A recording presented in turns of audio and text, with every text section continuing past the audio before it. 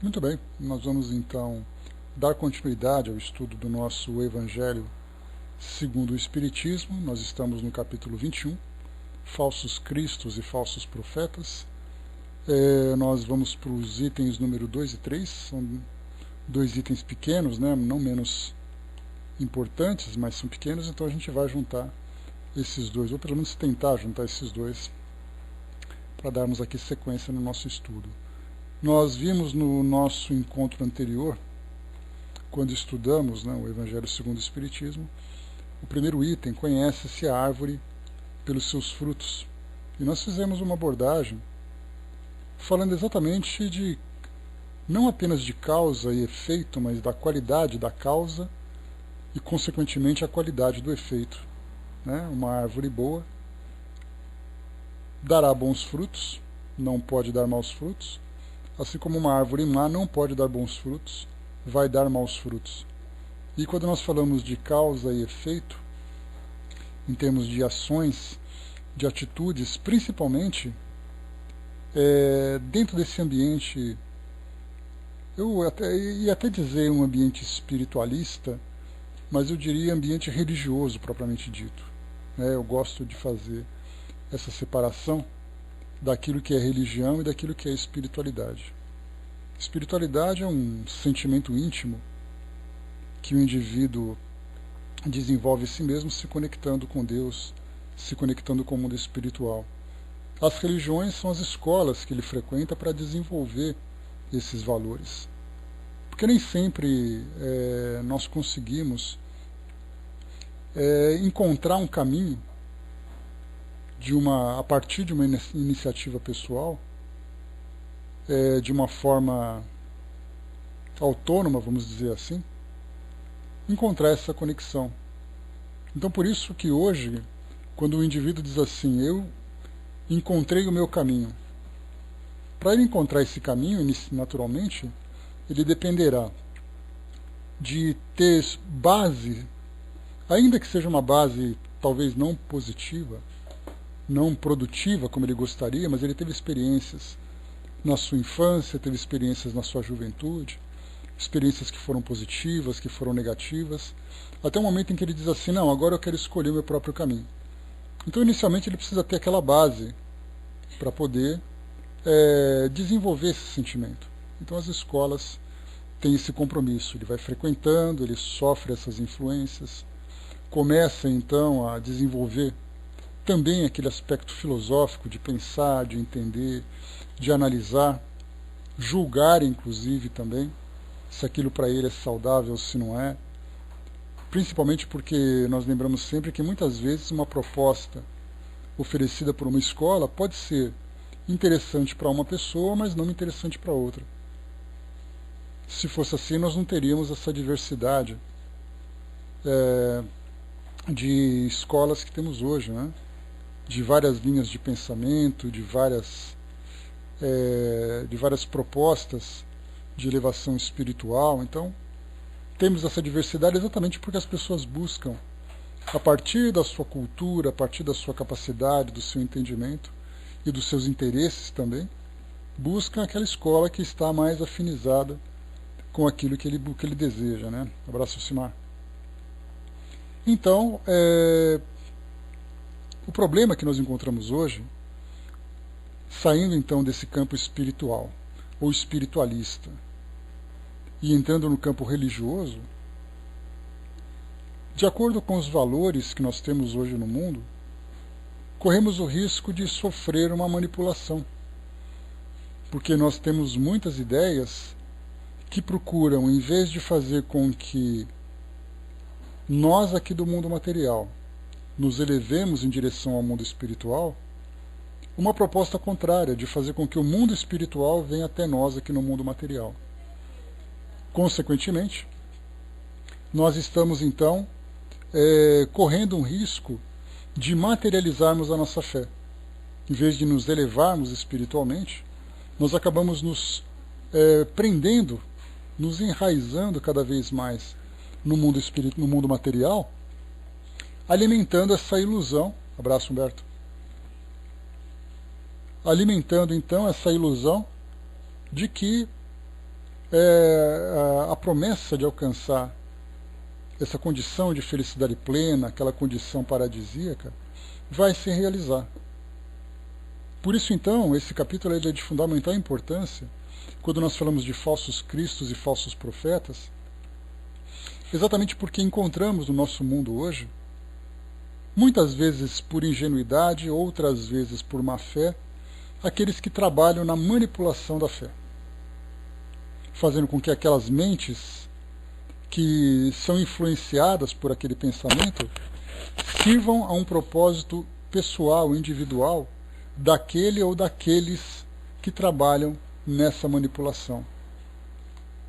Então, o meu interesse é, eu quero me sentir especial, eu quero ter o poder. E a história da humanidade se encontra cheia disso. Bom dia, Helena. Ela se encontra cheia porque basta nós estudarmos um pouco sobre os povos antigos, lá da Idade Antiga, remontando à época dos babilônios, fenícios, sumérios, egípcios e tantos outros povos, nós encontraremos uma estrutura social bastante interessante, que todos nós estudamos na escola. É aquela pirâmide, onde nós temos a base da sociedade com a população comum, podem ser os plebeus, podem ser misturados com escravos. Depois, no meio da pirâmide, nós temos ali aquela classe mais nobre, aqueles que detêm ali uma certa influência, propriedades. E no topo nós temos as lideranças, não saindo da nobreza, mas entrando agora na parte do reinado propriamente dito, e junto, ao lado dele, o clero. Esse clero significava o que exatamente? Toda a estrutura religiosa. Então temos ali os governantes, ao lado deles influenciados pela religião, abaixo deles então temos a nobreza, aquela parte mais nobre, a estrutura mais nobre da sociedade, e embaixo, na base da pirâmide, naturalmente em maior quantidade, todo o povo daquela sociedade. E isso mostra para nós que existe, desde os tempos mais antigos, uma propensão a essa influência mística na nossa sociedade ou em nós como seres humanos. Nós buscamos naturalmente o sobrenatural, buscamos o desconhecido, tentamos entender esse sentimento natural, que os próprios espíritos inclusive falam sobre isso, lá no Livro dos Espíritos, dizendo que as leis de Deus se encontram inscritas na nossa consciência, e ao mesmo tempo que o próprio sentimento a respeito de Deus, ele é inato no ser humano, no espírito. Nós não entendemos como, nem quem, nem porquê, mas há aquele sentimento de que existe uma força superior governando o nosso mundo e da mesma forma também cada um de nós, a nossa própria existência. Então, quando surgem esses grupos se colocando como intermediários das divindades e do povo, eles acabam naturalmente sendo exaltados, colocados numa posição de destaque e naturalmente alimentando também essa sensação de poder. Porque se você quiser falar com Deus, você tem que falar através de mim. Por isso então, esse grupo religioso sempre esteve ao lado de todas as lideranças, em todas as épocas. Hoje, um pouco menos em alguns grupos, em algumas regiões do nosso planeta, mas mesmo assim sofrendo uma grande influência. Basta a gente perceber, quando tem uma visita oficial de um líder religioso, ele é recebido pelo chefe de Estado. O próprio Papa é considerado um chefe de Estado, assim como também um líder religioso. Ele é chefe do Vaticano. Então nós temos assim essa propensão natural, valorizarmos muito esses intermediários que nos conectam com Deus. O problema, e aí vem a grande questão, são os valores primitivos que ainda existem na humanidade, fazendo com que aqueles 5 pilares que a gente sempre comenta, né, que demonstram claramente a fraqueza humana, que é o poder, a riqueza, a fama, a inteligência e a beleza. São 5 elementos fundamentais que nos colocam sempre à beira do precipício. Se uma pessoa bonita demais, ela vai ser envolvida pela sensualidade, pelos galanteios. Tem até uma reportagem que saiu recentemente dizendo que as pessoas bonitas são mais sucedidas profissionalmente, porque a beleza abre caminhos, traz aquela influência e coisa e tal.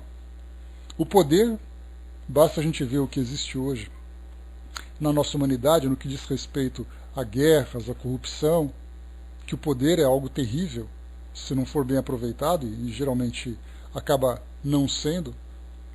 A inteligência é algo extremamente problemático, porque se você não tiver valores para direcionar sua inteligência, você vai satisfazer o seu próprio ego e vai simplesmente utilizá-la como um instrumento desgovernado, criando elementos nocivos, destrutivos. Depois nós temos ali a fama, que é outro problema também. Os holofotes fazem com que as pessoas simplesmente saiam da realidade. Acreditem ser aquilo que ainda não são. E a riqueza, não precisamos nem falar disso. Ter dinheiro e não saber o que fazer com ele é ali o caminho para a perdição. Então, quando nós temos um indivíduo, principalmente desde as épocas primitivas, cujos valores ainda estavam naquela, não mais na fase embrionária, mas numa fase bastante infantil, numa fase bastante infantil, ele era colocado ao lado do centro do poder, ou mesmo fazendo parte do centro do poder. Ele não dizia o que fazer, mas geralmente ele poderia dizer como fazer. E aí então ele simplesmente se deixava levar por esse ego desgovernado, por se encontrar na condição de um intermediário entre a humanidade e Deus, mesmo ele sendo imperfeito. Mas ele mesmo, por ter alguma habilidade, por ter algum entendimento, por ter alguma faculdade um pouco mais desenvolvida, ele mesmo se acreditava como especial. E aí então, naturalmente, ele era levado pelo próprio ego a conduzir aquelas massas de acordo com o seu interesse, não com o interesse coletivo. Então você tem assim, eu estou aqui para servir ou eu estou aqui para ser servido, em nome de uma divindade. E geralmente ele se coloca naquela condição de ser servido pela humanidade em nome de uma divindade. Por isso então, falsos cristos e falsos profetas. Temos ali, fazendo esse julgamento daquilo que diz respeito a conhece-se a árvore pelos frutos, nós então conversamos no nosso estudo anterior, exatamente pelo cuidado que nós devemos ter de fazermos um julgamento de uma liderança, de uma escola, de uma filosofia, de acordo com os seus resultados, não de acordo com suas promessas. E é uma análise complicada, porque não se pode fazer de uma única visão uma avaliação correta da sua proposta. Há a necessidade de fazer uma avaliação contínua do trabalho que ela realiza, dos resultados que ela apresenta. E aí então nós começamos a avaliar hoje. Chegamos a falar, por exemplo, sobre algumas das instituições tradicionais aqui no nosso mundo. Falamos, por exemplo, sobre a religião islâmica e pensamos assim, mas ela é positiva ou é negativa?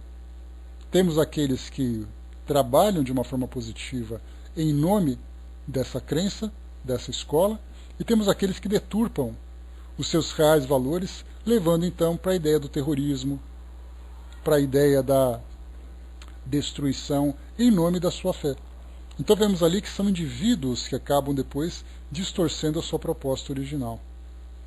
Falamos também sobre as religiões da atualidade do Ocidente, o catolicismo, as religiões evangélicas, a própria doutrina espírita também. Então avaliamos a proposta da escola pelas ações daqueles que são os seguidores. Então eu digo assim, eu faço parte dessa crença. E aí então avaliando a conduta dele a médio e longo prazo, porque é difícil você analisar a curto prazo. Dizer que você traçar o perfil de um indivíduo pela sua ação imediata naquele momento é um risco muito grande de se equivocar, porque você não sabe em que condições ele se encontra naquele momento. Algumas vezes um desânimo, um desequilíbrio, uma irritação faz com que ele seja explosivo. Mas a longo prazo ele mantém o equilíbrio e segue os princípios que ele abraçou. Então quando nós começamos a avaliar as ações dos seguidores. Nós podemos chegar, então, por uma questão de reflexo natural, da proposta da própria filosofia, ou da forma como ela é transmitida. Vemos, então, no nosso mundo hoje, aqueles que levam as pessoas à corrupção, aqueles que levam as pessoas à intolerância religiosa. Mas por que você é intolerante? Porque me disseram que aquele não presta. Se a intolerância vai diretamente contra a própria lei do amor, da fraternidade, da solidariedade, como a gente tem estudado recentemente, isso mostra que a proposta é errada. A proposta é equivocada, porque ela infringe uma das principais leis, a lei maior do universo, que é exatamente a lei do amor. Então o exercício que nós fizemos foi exatamente fazer essa longa avaliação das filosofias, das escolas que transmitem essas filosofias, das lideranças, dos seguidores e as consequências desse aprendizado que vem se transmitindo dentro dessa cadeia de orientação, de instrução. Então, conhece-se a árvore pelos seus frutos. Vamos agora falar um pouquinho, bom dia, Mauri, falar um pouquinho sobre as lideranças, que é exatamente o primeiro item que nós vamos ver. Quem são os líderes? Quem são aqueles que se colocam na condição de missionários, de elevar a coletividade em direção a Deus? Temos aqui então a missão dos profetas. É o item número 4 que nós vamos estudar hoje. Porque é exatamente essa, né? O que nós entendemos inicialmente como profetas? Nós temos aí histórias, temos novelas, temos filmes, que quando se fala em profecia, de imediato nós imaginamos aquele que consegue então trazer o futuro para o presente. Então ele prevê aquilo que vai acontecer. Então, se nós não entendermos o sentido exato da palavra, nós vamos acabar nos equivocando na sua interpretação. Então vamos aqui acompanhar essa nossa instrução. Missão dos profetas.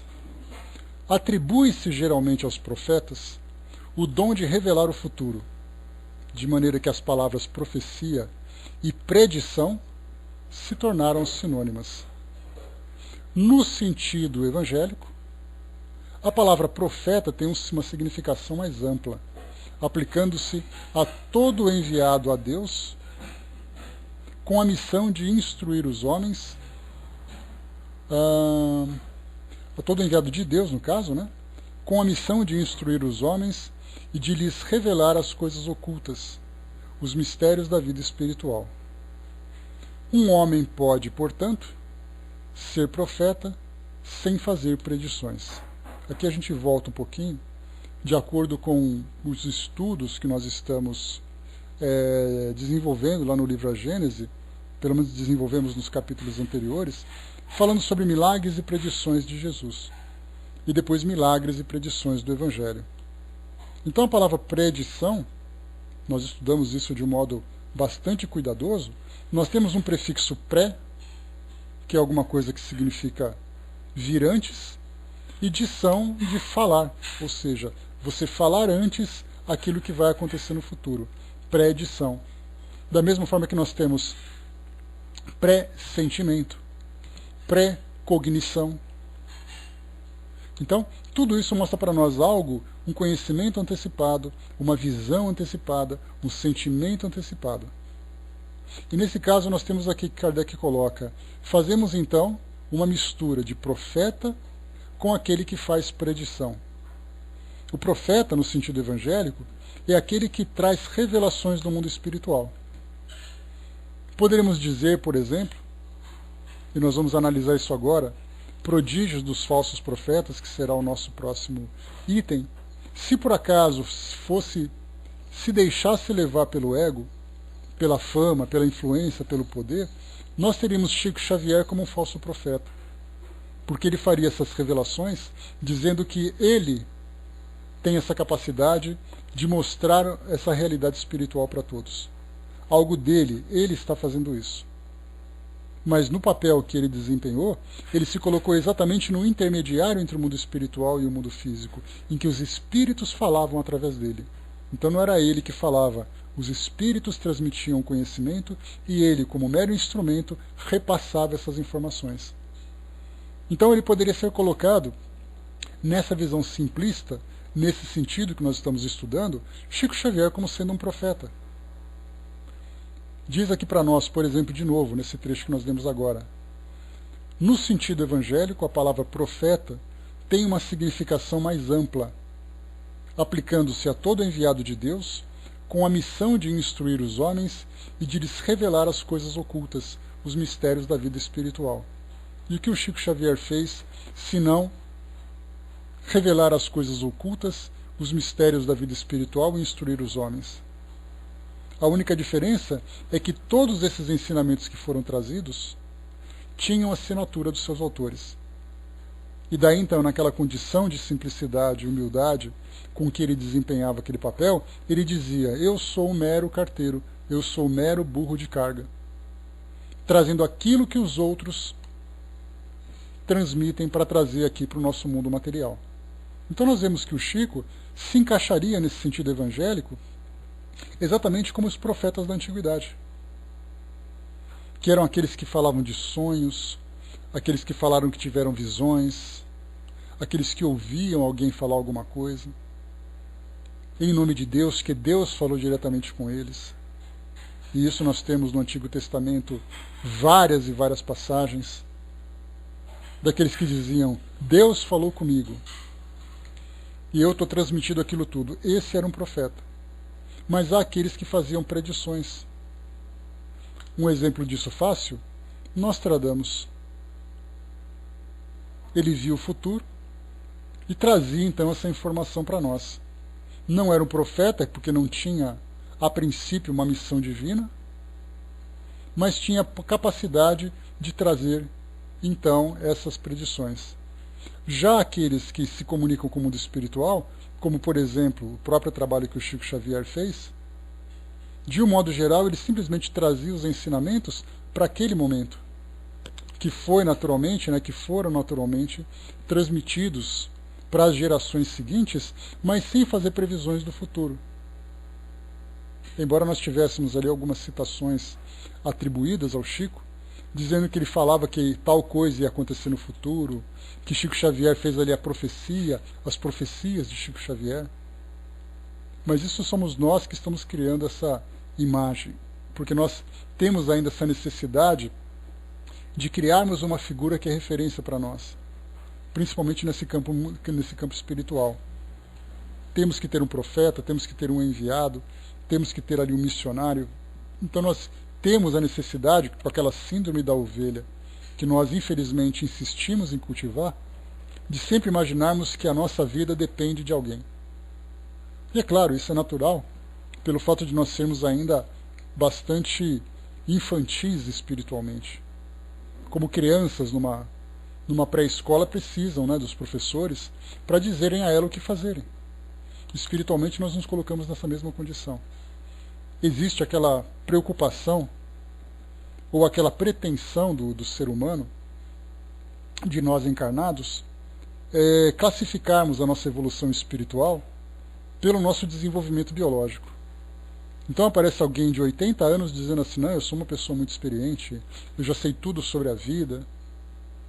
E mal sabe ele que esses 80 anos biológicos não refletem nem de perto a sua evolução espiritual, a sua imaturidade, o seu apego às questões materiais do mundo físico, o seu desconhecimento quase que pleno do mundo espiritual, vivendo ainda baseado na sensualidade, nas ilusões, no poder, na matéria. E no alto dos seus 80 anos, não passa de uma criança espiritual. Pelo processo da reencarnação que nós compreendemos, nós vemos que a questão biológica não representa absolutamente nada. Basta a gente lembrar que Jesus foi uma criança que usou fraldas. E estava ali naquela condição biológica infantil, um espírito puro daquele quilate que nós conhecemos, que com o tempo foi se desenvolvendo e desencarnou aos 33 anos de idade fazendo o que fez. Enquanto que aqueles com 80 anos de idade se acham como sendo os mais experientes do universo, e coloca do universo partindo do princípio de que nós acreditamos que somente o planeta Terra é habitado. Então ele vai dizer assim, nossa, mas eu já vivi muito, eu sei tudo sobre a vida. Ele sabe tudo sobre a vida dele, porque se colocá-lo numa condição diferente, ele vai ter que aprender tudo de novo.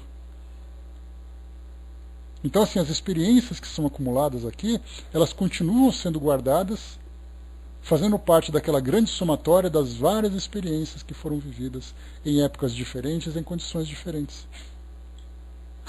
Daí, então, nós temos a necessidade desses missionários que nós elegemos para serem nossas lideranças espirituais, pelo fato de nós não termos ainda essa autonomia para dizermos, eu me relaciono diretamente com Deus e não preciso da interferência de ninguém.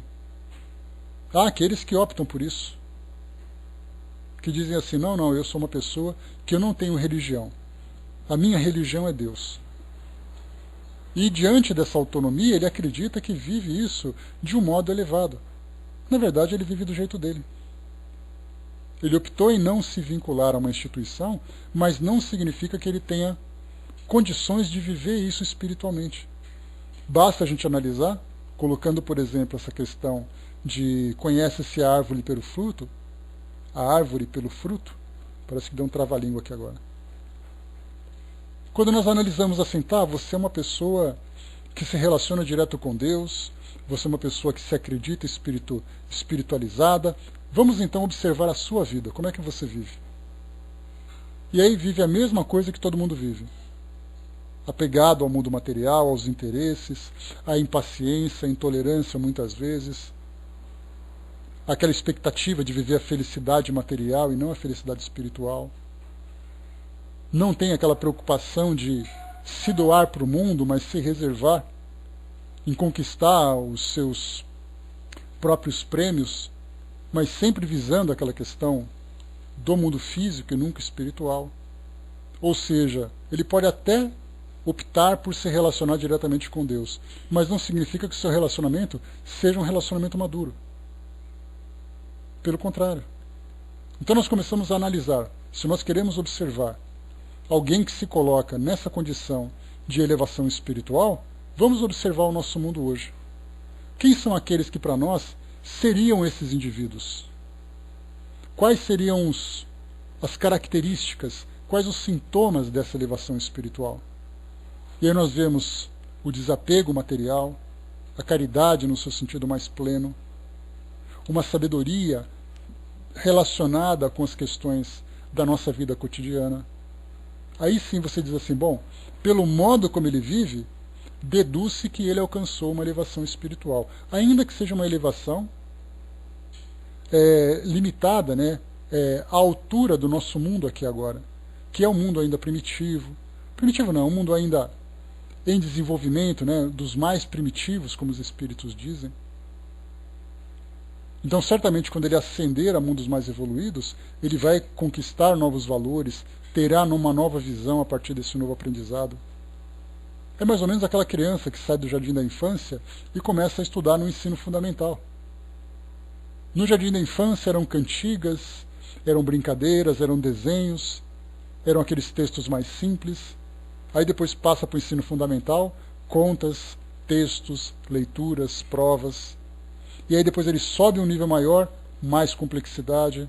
Quando ele chega no ensino superior, a vida muda completamente. E aqui a gente vai vendo, a partir dessa comparação com a nossa vida acadêmica, que cada fase dessa caminhada traz para nós características. Então nós temos esses indivíduos que nós atribuímos o título de missionários, nessa missão de exemplificar para a humanidade esses valores mais elevados. Muitas vezes eles têm esse dom de também ter essa visão do mundo espiritual e trazer para nós essas revelações. Revelação vem de revelar, tirar aquele véu dos mistérios da vida espiritual e colocar de uma forma clara. E a partir dessas revelações, começar então a direcionar as nossas atitudes. Por exemplo, nós lembramos que quando conversamos sobre a bondade no coração das pessoas, não me recordo qual é o título que nós tratamos naquela ocasião, mas acabamos chegando nessa análise também. Uma pessoa ser boa. O que faz uma pessoa ser boa? ela pode ter valores íntimos, já desenvolvidos, que fazem com que ela se comporte dessa forma, seja gentil, seja caridosa, seja atenciosa, responsável, seja tolerante e paciente com as diferenças, coisa que a gente vê com pouca frequência na atualidade. Basta a gente ver como foi o fim de semana, com essas questões políticas acontecendo, qual foi exatamente o nosso grau de caridade quando víamos uma determinada personalidade na televisão. O seu sentimento era de fraternidade ou aquele sentimento de tomara que caia no poço, tomara que desapareça? Então basta uma pequena sopradinha na nossa orelha para estimular em nós esses sentimentos primitivos. É uma questão política, é uma questão esportiva, é uma questão social, racial, de gênero, de nacionalidade. Então nós temos hoje situações do nosso mundo que vemos a diferença daquilo que é comum e daquilo que é elevado. Esses valores elevados servem exatamente para direcionar as nossas ações. Olhamos para esses missionários para ver como devemos nos conduzir, para saber exatamente que nós... são vários sentimentos que nós precisamos aprender a desenvolver, mas a nossa fraqueza ainda complica, né, Angelina? Então temos essa questão, voltando agora para o nosso texto, tratando dos profetas e tratando daqueles que fazem as suas predições. Jesus, como nós sabemos, estudando os seus textos, os seus ensinamentos, conseguiu atuar nessas duas frentes. Inicialmente um profeta, trazendo para nós revelações do mundo espiritual, e nós poderíamos dizer que ele é o profeta por excelência. Não houve nenhum profeta como ele, com a sua capacidade, com a sua sabedoria. Tivemos outros profetas que trouxeram ali algumas revelações, mas nada comparado àquilo que ele trouxe. E também foi aquele que fez predições, antecipando o futuro de tudo aquilo que nós já vimos, as predições do Evangelho. Tivemos a oportunidade de ver ali várias situações que foram preditas naquele passado, vai com Deus, abraços, que foram preditas naquela época, que foram acontecendo, né, durante a trajetória da humanidade na sua evolução. Então, Kardec diz assim para nós: um homem pode, portanto, ser profeta sem fazer predições. Essa era a ideia dos judeus no tempo de Jesus. Eis porque, ao ser levado perante o sumo sacerdote Caifás, os escribas e os anciãos que estavam ali reunidos lhe cuspiram no rosto e lhe deram socos e bofetadas, dizendo: Cristo, profetiza e dize quem foi que te bateu. Houve profetas, entretanto, que tiveram a presciência do futuro, seja por intuição ou por revelação providencial, a fim de transmitirem advertências aos homens. Como essas predições se realizaram, o dom de predizer o futuro foi considerado como um dos atributos da qualidade de profeta. Então vemos assim que nós começamos a utilizar então esse rótulo de profecia falando do futuro, não falando do presente das revelações. Então foi misturado profecia com predições. E aí acabamos juntando as duas coisas. Então os profetas são aqueles que revelam o mundo espiritual, que podem também fazer as suas predições. Então, estabelecidas essas duas diferenças, nós vamos então para o nosso próximo texto, que é o item número 5, prodígios dos falsos profetas. Ou seja, os grandes fenômenos provocados por aqueles que se colocaram falsamente na condição de reveladores, não daqueles que antecipavam o futuro. Já vimos que profeta não significa isso. Mas aqueles que se colocavam como intermediários de Deus, não apenas com o mundo espiritual, mas de Deus diretamente. E ele colocava assim: ninguém vai ao Pai senão por mim. Jesus disse isso e comprovou a sua capacidade de profeta. Mas quantos outros surgiram, dizendo, se colocando como reveladores, se colocando como missionários para salvar a humanidade, fundaram instituições? Nós tivemos profetas reconhecidos, como por exemplo Maomé, Maomé era visto como um profeta. Jesus também visto como um profeta, mas não tão importante como ele, segundo a visão islâmica. Mas nós tiramos essa ideia de concorrência, quem é mais, quem é menos, e simplesmente aprendemos tudo aquilo que eles têm a oferecer. Todos esses profetas trouxeram revelações. Buda era um profeta, Maomé era um profeta, Jesus era um profeta. Quem é mais, quem é menos? Não vamos entrar nessa questão. Porque não importa para nós quem é mais, quem é menos, porque se juntarmos os ensinamentos dos três, nós teremos uma coletânea dos três e de outros também. Uma coletânea perfeita para nos instruir nessa jornada terrena.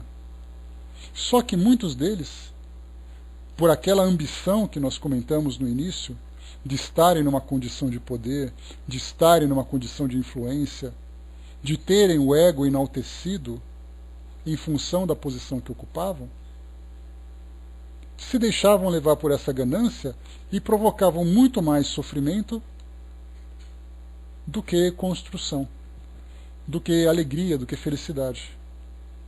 E nesse caso nós tivemos também, não apenas aqueles que se colocavam nessa condição e usavam aquele dom da palavra, aquele dom da manipulação, meninozinho, abraço.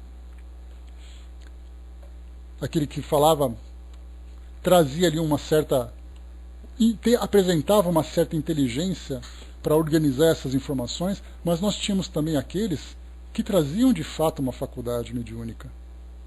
E aí então utilizavam dessas faculdades para impressionar aqueles que assistiam, de dizendo, eu tenho um poder sobrenatural. Quantos faziam isso? Quantos médiuns na história da humanidade ocuparam posição importante, utilizando-se dessa mediunidade, dessa faculdade, para impressionar os sentidos das pessoas que os observavam. Kardec diz assim então para nós, faz uma citação do Evangelho, porque se levantarão falsos cristos e falsos profetas, que farão prodígios e sinais espantosos, para enganarem até mesmo os escolhidos. Aqui nós temos falsos cristos e falsos profetas. Profetas são aqueles intermediários de Deus. E os cristos são aqueles eleitos. Então, a condição crística, que é exatamente essa característica de elevação espiritual, o nosso planeta pode dizer que conheceu apenas um. Mas quantos cristos nós temos aí? Aqueles que se colocam, inclusive, como a própria reencarnação de Jesus. Temos ali 3 ou 4 que se destacaram, né, além das figuras caricaturadas que aparecem por aí pelo mundo afora. Nós tivemos aqueles que conseguiram realmente arrastar uma legião de seguidores que acreditavam de fato que era ali Jesus encarnado. Não tivemos a profecia que Jesus ia voltar? Quantos daqueles se levantaram e disseram, sim, eu voltei? E fundaram. Outros missionários disseram, eu vim em nome dele trazer para nós essa verdade. E aí fundaram impérios de seguidores, provocando muito mais o engano, a desilusão, a frustração, criando essa fantasia, do que, na verdade, promovendo essa elevação espiritual. Então se levantarão falsos cristos e falsos profetas, que farão prodígios e sinais espantosos, para enganarem até mesmo os escolhidos. Essas palavras dão um verdadeiro sentido da palavra prodígio. Na acepção teológica, os prodígios e os milagres são fenômenos excepcionais que escapam às leis da natureza. Essas leis, tendo sido estabelecidas exclusivamente por Deus, não há dúvida que podem ser derrogadas por Ele, quando lhe aprouver. O simples bom senso nos diz, porém, que Ele não pode haver conferido a seres inferiores e perversos um poder igual ao seu, e menos ainda o direito de desfazerem o que Ele fez. Jesus não podia consagrar esse princípio. Se actarmos, portanto, segundo o sentido que se atribui àquelas palavras, que o espírito do mal tem o poder de fazer tais prodígios, que até mesmo os escolhidos seriam enganados, Disso resulta que, podendo ele fazer o mesmo que Deus faz, os prodígios e os milagres não são privilégios exclusivos dos enviados de Deus, e por isso nada provam, desde que nada distingue os milagres dos santos dos milagres dos demônios. É, pois, necessário buscarmos um sentido mais racional para aquelas palavras. Vamos então aqui digerir o que Kardec trouxe para nós. Quando nós estudamos, lá no livro A Gênese, Milagres e Predições segundo o Evangelho, a primeira parte que nós estudamos foram exatamente os milagres. Falando o que é o milagre. Estudamos o sentido teológico, trouxemos aqui vários exemplos, pesquisamos aqui em notícias, em lugares do mundo, que nós tivemos ali grandes fenômenos que eram colocados como milagres. O milagre, no sentido religioso, como ele é compreendido hoje, é algo que Deus faz, que é exclusivo, não é algo que acontece com frequência, que quebra, que derroga as leis universais. Então, se na biologia nós temos um certo conhecimento sobre as leis, que dizem que existe uma forma evolutiva e de repente algo acontece diferente dessa forma, nós de imediato classificamos isso como milagres. Vimos ali então questões de curas, questões de fenômenos estranhos. Por exemplo, falamos sobre os corpos incorruptos, corpos de santos que até hoje estão preservados sem nenhum tipo de tratamento químico. O Vianney, por exemplo, o cura d'Armes, que nós vimos estudando o Evangelho segundo o Espiritismo, o seu corpo se encontra incorrupto na Europa, fechado lá numa caixa de vidro, e ali então é simplesmente adormecido. Atribuem isso como milagre. E a ciência, naturalmente, procura formas de explicar esse fenômeno. E aí trazem então sobre saponização, sobre a questão dos elementos químicos, dos elementos ambientais, para trazer exatamente uma explicação sobre isso. Como não se encontra uma explicação? A partir do conhecimento científico que nós temos na atualidade, damos então o rótulo de milagre. Falamos, por exemplo, sobre a transformação da matéria, a transmutação da matéria. O caso de uma jovem lá no Oriente, no Extremo Oriente, na Polinésia, lá na Indonésia, naquela região, que colocou uma hóstia na boca durante uma missa e essa hóstia se transformou em sangue. E aí, então, como isso não é possível, fazer essa mudança de acordo com o conhecimento que se tem das leis naturais na atualidade, isso é inexplicável. Portanto, se torna um milagre. Tivemos ali, então, ressurreição. Jesus ressuscitava os mortos. E aí, então, atribui-se a essa questão o milagre, porque a lei natural diz, quem morre não volta. Como voltou, quebrou a lei natural, é um milagre. E citamos ali vários e vários e vários exemplos. Fenômenos, curas. E depois acabou se vulgarizando também essa expressão. Questões simples, dizendo, nossa, foi um milagre aquilo ter acontecido. E aí então, como se tornou popular, comparado com aquilo que se torna um fenômeno, começou quase que se misturar. E aí então a palavra milagre se difundiu, não se compreendendo, por exemplo, essas leis naturais.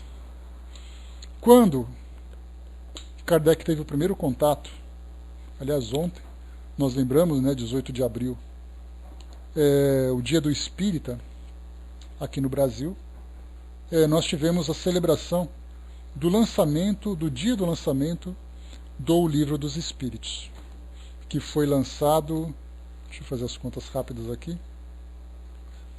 2016 menos 1857, há 159 anos do lançamento do Livro dos Espíritos, celebrado então ontem. Quando Kardec teve contato 2 anos antes, em 1855, com as mesas girantes, nós conhecemos essa história, ele começou então a observar. Nós temos então um processo de... só um instantinho aqui.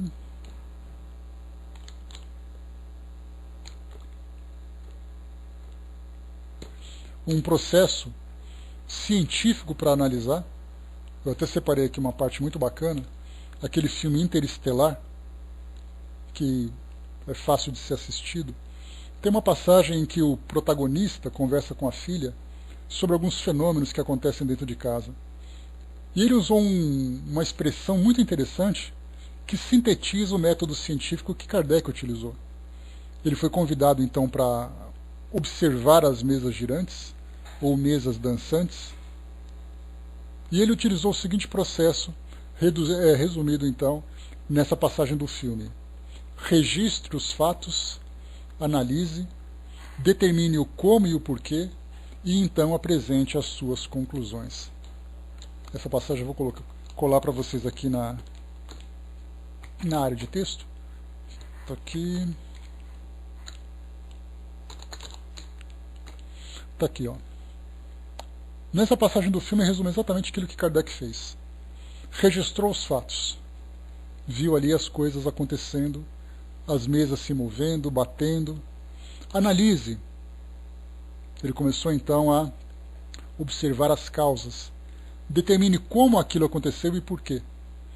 Começou a tirar todos os sistemas que eram apresentados, truques, manipulações, o próprio magnetismo que ele pensava. O magnetismo pode provocar aquilo, mas o magnetismo não faz a mesa responder. E depois ele apresentou as conclusões. A sua conclusão? Existem inteligências extracorpóreas que podem interferir no mundo material. Ali então ele começou a conhecer um novo conjunto de leis. A mediunidade, os fluidos, o magnetismo, os espíritos como inteligências independentes e fora da matéria. Começamos a conhecer um conjunto de leis. E aí então, na visão espírita, os milagres começaram então a ter uma nova conotação. Não era uma quebra das leis de Deus, mas eram novas leis que passaram a ser conhecidas. Vimos então que os espíritos podem manipular a matéria. Num processo de cura, por exemplo, que acontecem em várias partes do mundo, em várias escolas, em várias culturas, inclusive dentro de centros espíritas, cirurgias espirituais, inicialmente aquelas que faziam cortes, quer dizer, você corta, a pessoa não sente, não tem infecção, e a pessoa fica curada. Isso é um milagre? Não, não é um milagre. Existe uma manipulação de fluidos sobre a matéria que permite que isso aconteça sem quebrar nenhuma lei. E aí começamos então a entender que os milagres, na verdade, eram situações envolvendo leis que muitas vezes não eram conhecidas, ou melhor, não eram conhecidas, não pode ser muitas vezes, porque do contrário não seriam milagres na acepção comum da palavra. E aí então eram vistas como milagres, e de repente nós apresentamos um novo conjunto de leis dizendo assim, em vez de você analisar esse fenômeno por essas leis da ciência tradicional, da nossa ciência clássica, coloca também, agrega a essa ciência esse conhecimento dessas novas leis. E aí então os milagres começaram a perder aquele aspecto místico e começaram a ser explicados. E como nós conversamos ao estudarmos lá na parte dos milagres, essas explicações, eu trouxe para vocês uma expressão, uma ideia muito importante. O fato de nós entendermos os milagres não tira deles o valor. Porque qual é o principal valor? O mundo espiritual interagindo com o mundo material, por questões de merecimento, por uma permissão divina para que isso acontecesse. Então alguém diz assim, nossa, isso é milagre, porque Deus fez. Nós espíritas dizemos, Deus permitiu, os espíritos colaboraram, indivíduos que têm uma faculdade especial contribuíram para isso tudo, mas a importância do fenômeno continuava. Que era exatamente a demonstração dessa realidade espiritual a partir dessas mesmas leis. Mas como isso tudo não é de conhecimento comum, em vez de explicarmos os milagres, nós preferimos acreditar no sobrenatural, no extraordinário, naquilo que está além do conhecimento do mundo material, aquilo que é metafísico. Nós então criamos aquele aspecto místico e aqueles indivíduos que trazem uma faculdade especial e trazem um conhecimento especial, se utilizam dessa faculdade para impressionar as pessoas, já o coloca então na condição de falsos cristos e falsos profetas. Esse título, Prodígio dos Falsos Profetas, são aqueles que se deixam então, ou que influenciam aqueles que são os seguidores, a partir dos fenômenos que podem realizar. Então, se por acaso aparece um médium dizendo assim, porque eu falo com os espíritos, durante muito tempo isso foi algo que impressionava. E trazia então para nós duas consequências. Uma consequência positiva, quando ele então entrava na esfera da canonização. Inclusive nós estudamos algumas passagens do livro O Milagre dos Santos, de Clóvis Tavares, que era próximo a Chico Xavier. Ele que era então, na introdução do livro, ele falava sobre a grande paixão que ele tinha pela cultura católica. Porque ele era católico, devoto, praticante, e depois conheceu a doutrina espírita, mas a sua paixão continuou. Então o que ele fez? Juntou o conhecimento espírita com sua paixão e começou a estudar os milagres dos santos, ou melhor, a mediunidade dos santos. E escreveu esse livro que eu recomendo com muito carinho para quem gosta de estudar sobre mediunidade e também gosta desse tema. Então ele começou a analisar a mediunidade dos santos.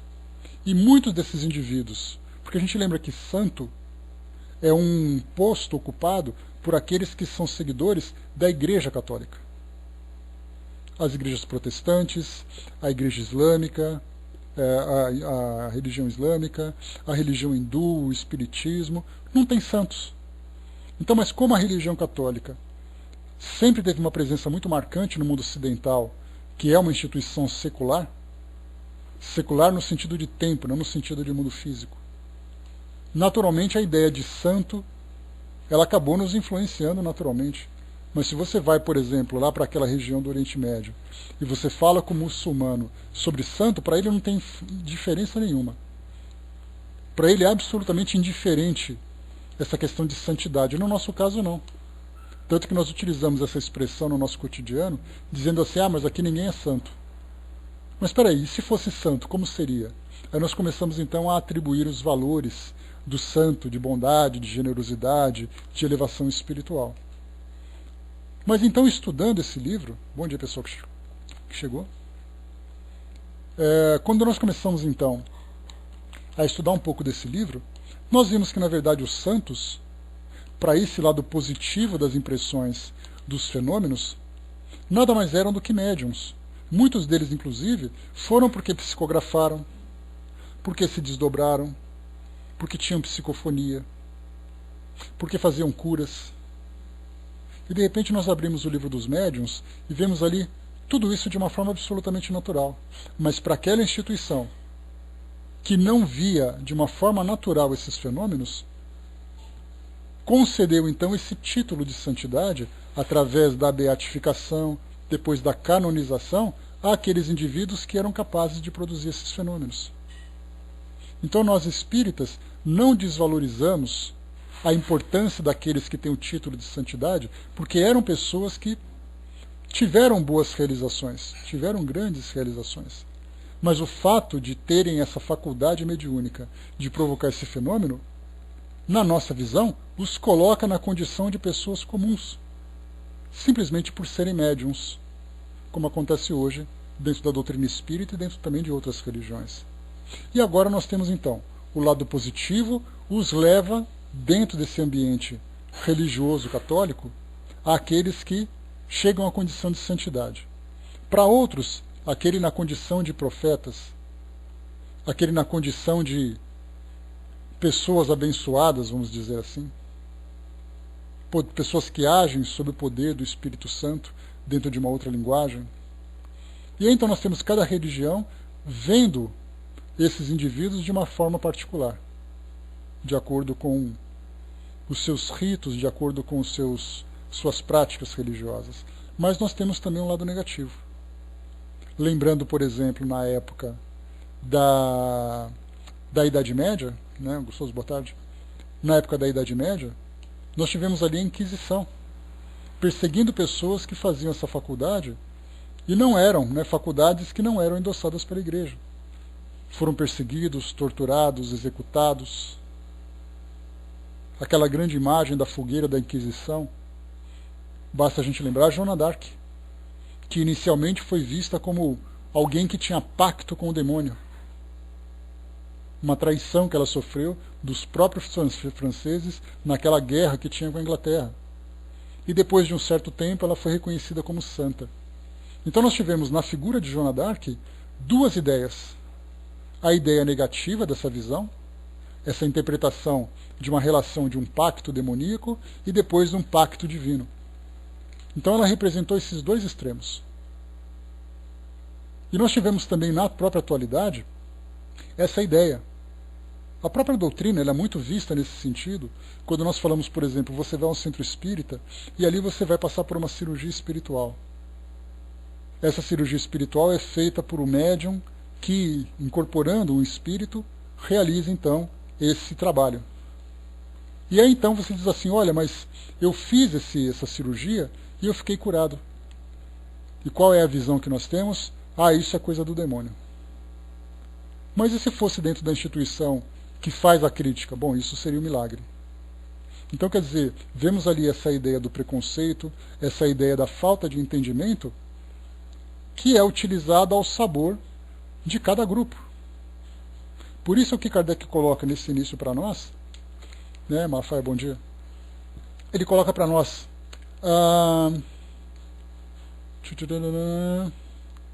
se acreditarmos, portanto, segundo o sentido que se atribui àquelas palavras, que o espírito do mal tem o poder de fazer tais prodígios, que até mesmo os escolhidos seriam enganados, disso resultaria que, podendo ele fazer o mesmo que Deus faz, os prodígios e os milagres não são privilégios exclusivos de Deus, e por isso nada provam, desde que nada distingue os milagres dos santos dos milagres dos demônios. Então, se você acha que Deus pode fazer a cura, mas que o diabo também pode fazer a cura, qual é exatamente o poder de Deus diante desse diabo, que é dessa personalidade que é colocada então na discussão? Então nós vemos na verdade que esses falsos cristos e falsos profetas são exatamente aqueles que têm essa faculdade, que acabam depois utilizando isso para destaque pessoal. O Nelson colocou, muitos santos e nobres compraram seus títulos. Né? Sim, na verdade, como eu coloquei no início, Nelson, que você chegou agora, mas no início eu falava muito sobre isso, que essa posição de poder e importância dentro das instituições religiosas é algo que sempre foi muito manipulado na história da humanidade, porque era uma função de poder. E para você exercer o poder sem ter valores para exercer de uma forma sábia, acaba sempre sendo encaminhada para uma prática egoísta, uma prática corrupta. Então isso nós temos claro, e isso poderia se tornar algo genérico na história da humanidade. Mas as exceções são exatamente aqueles que, independente dos títulos, trouxeram demonstrações claras de elevação espiritual. Então, no mundo como o nosso, a característica mais genérica é exatamente os homens levados pelo egoísmo, pela fantasia, pela ambição, pela ganância, acabarem ocupando essas posições. Teve até uma passagem interessante nesse fim de semana, durante aqueles discursos no nosso Congresso Nacional. Teve um deputado que disse assim, que a política foi criada por Deus e pelo demônio ao mesmo tempo, pelo Deus e pelo diabo ao mesmo tempo. Ou seja, ele atribui à política uma função positiva e negativa,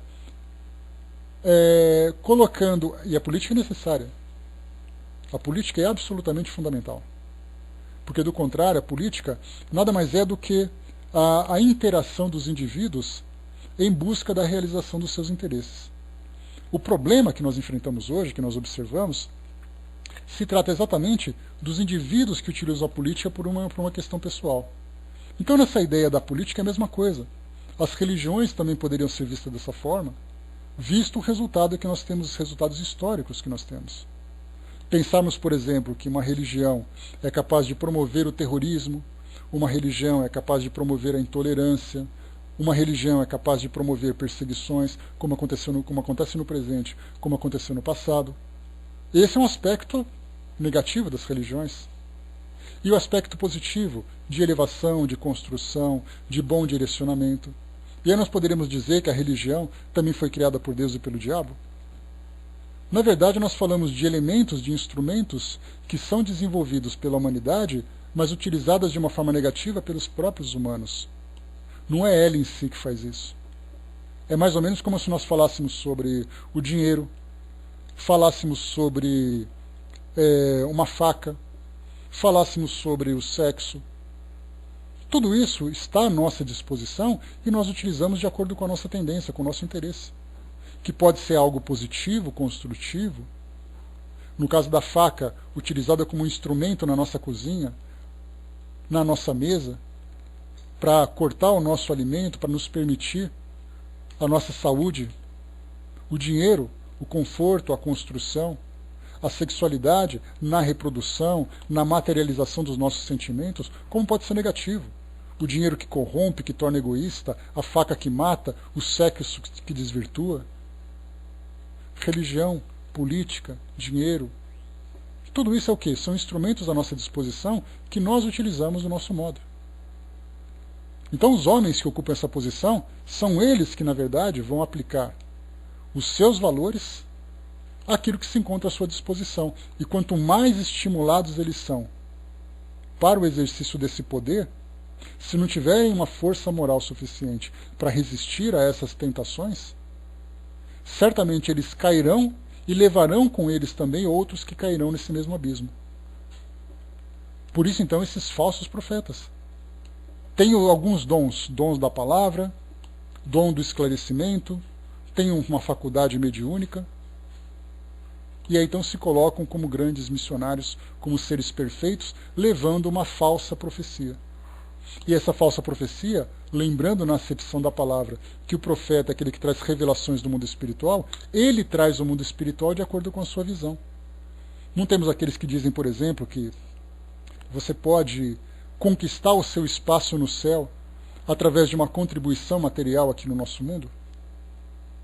Essa é a visão do céu. Você pode comprar através da sua doação, através da sua contribuição, do seu dízimo, algum espaço no mundo espiritual? Se essa promessa ela é aplicada, nós já sabemos que é uma falsa profecia. Porque se a profecia traz a realidade do mundo espiritual e nós vemos que o mundo espiritual é absolutamente moral, e eu apresento uma proposta material para conquistar o mundo espiritual, já me desvirtuei. E há aqueles, então, que se colocam na condição de falsos profetas, de uma forma ingênua. Ele acredita estar fazendo certo, mas pelo fato de não ter capacidade para isso, acaba se equivocando. Né? Por exemplo, né, Malafaia, nós temos várias e várias situações assim, não apenas com relação a dinheiro, mas com relação à adoração, com relação a poder. Esse é um tema para nós que acaba sendo engraçado, quando nós utilizamos na parte irônica, mas é um assunto extremamente grave. Porque ao mesmo tempo que alguém diz para você que você pode comprar um pedacinho do céu, alguém diz que você pode se explodir e você vai conquistar o paraíso. Nós tivemos ontem um carro-bomba explodindo lá em Cabul, no Afeganistão, matando mais de 30 pessoas e ferindo 300. Porque aquele indivíduo, aquele jovem, aquela mulher, acreditava que ia conquistar o paraíso porque disseram para ele que isso era verdade. Não só no meio evangélico, no passado, nós tivemos a Igreja Católica queimando pessoas, acreditando que estavam fazendo bem. Então, quando a gente tira o aspecto engraçado dessa história e começa a observar a gravidade da situação, é que nós vemos hoje, vemos, por exemplo, grupos que se consideram evangélicos apedrejando uma criança porque veste uma roupa de candomblé. Vemos, por exemplo, na Segunda Guerra Mundial, judeus sendo perseguidos e executados em campos de concentração. Vemos guerras acontecendo pelo mundo afora em nome da religião, aviões sendo jogados em prédios. E isso tudo são pessoas que foram levadas a acreditar que estavam fazendo certo. Então nós temos assim aqueles que erram por ingenuidade e aqueles que provocam o mal por intenção.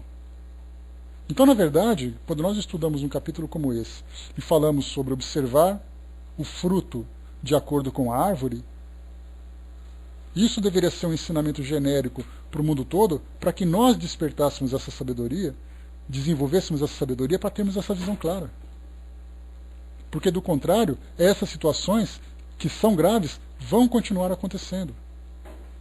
Num sentido mais moderado, como a gente chegou a comentar essa semana, nós vemos, por exemplo, aquela crença de que basta você frequentar uma instituição, basta você realizar meia dúzia de práticas ritualísticas, que basta você decorar um livro, já é o suficiente para você conquistar o mundo espiritual.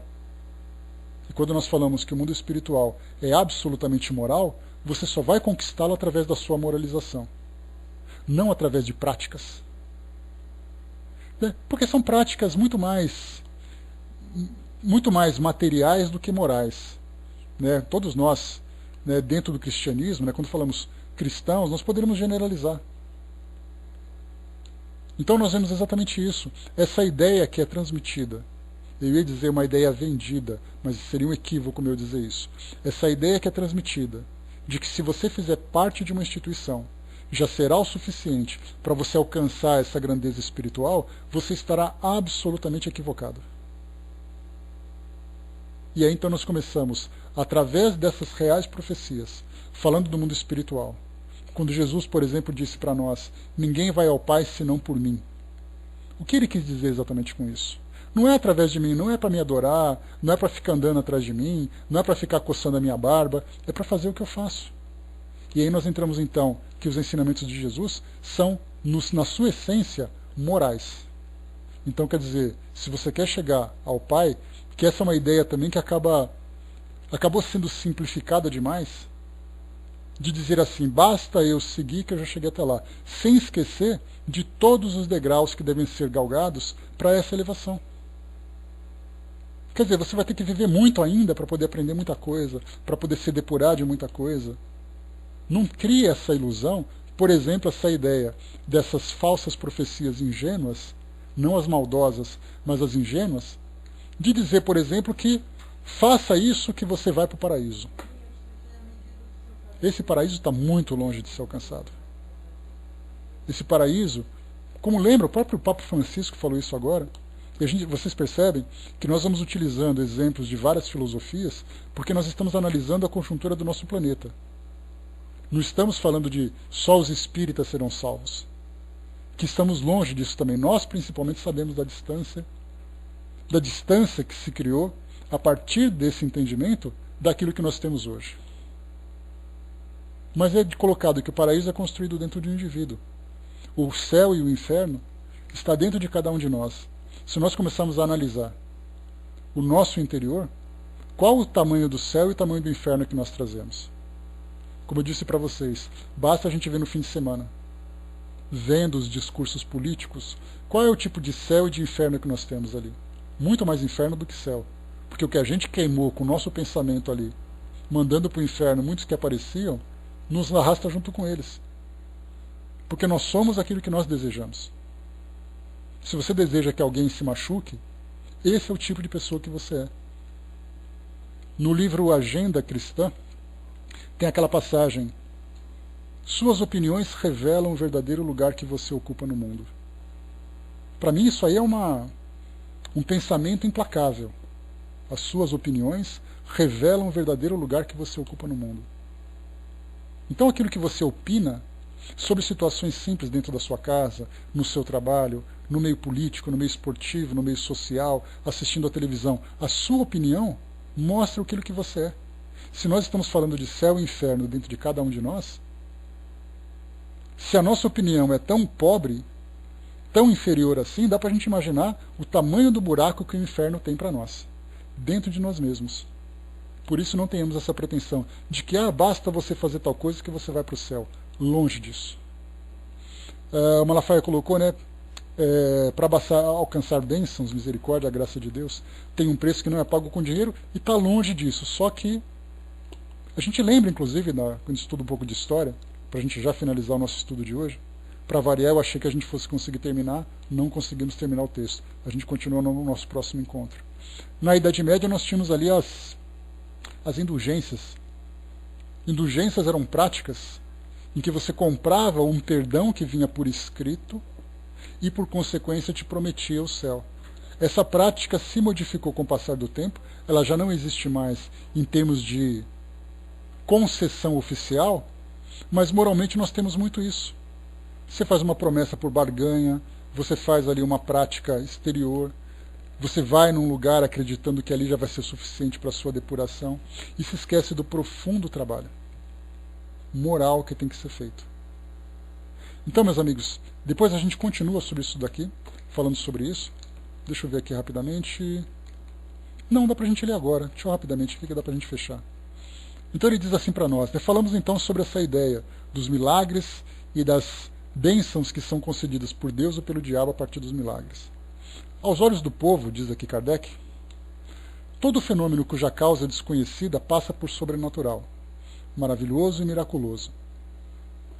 Conhecida a causa, conhece-se que o fenômeno, por mais extraordinário que pareça, não é mais do que a aplicação de uma determinada lei da natureza, que nós falamos sobre isso agora há pouco. Leis que começaram a ser reveladas, serem entendidas, tirando o aspecto místico, mas não tirando a importância moral daquele fenômeno. É assim que a área dos fatos sobrenaturais se restringe à medida que se amplia a das leis científicas.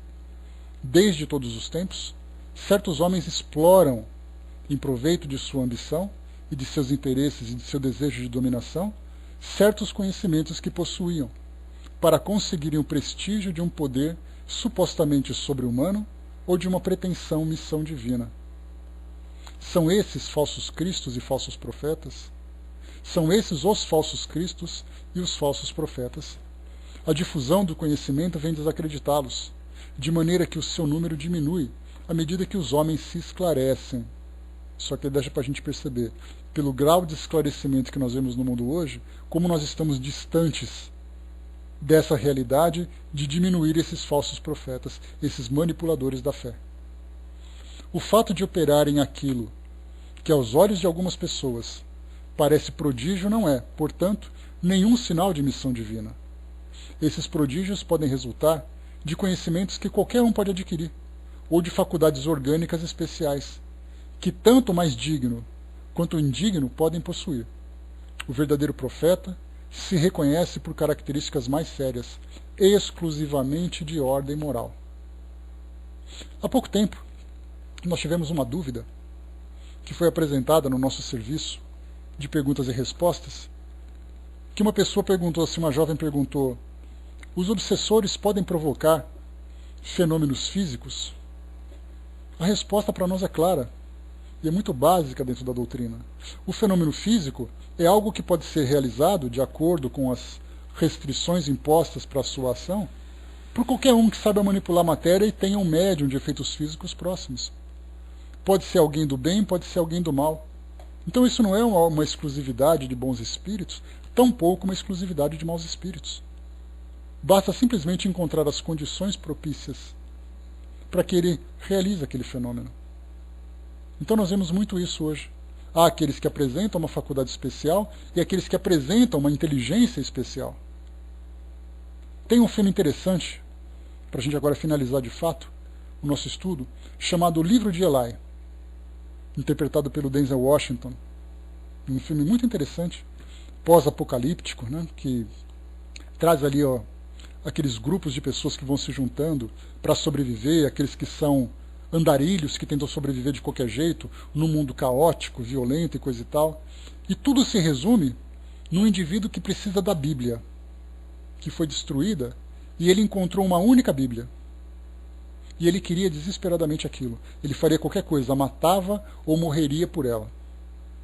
E um dos argumentos que ele utilizava é: a Bíblia é capaz de atingir o coração das pessoas. E ele era uma pessoa de mau caráter. Ele era ali um ditador daquela região. Ele controlava aquela cidade e ele queria fundar uma grande cidade dominada por ele. E ele dizia: a palavra escrita naquele livro atinge diretamente o coração das pessoas. E ele faria qualquer coisa para ter esse livro, que estava em poder então do nosso protagonista, Denzel Washington.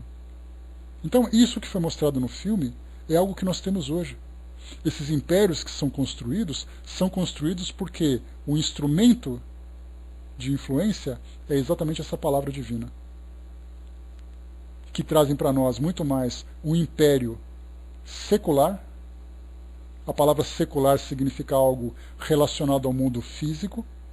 Então você constrói um império secular sem o objetivo essencial da filosofia, que é elevar as pessoas para o mundo espiritual.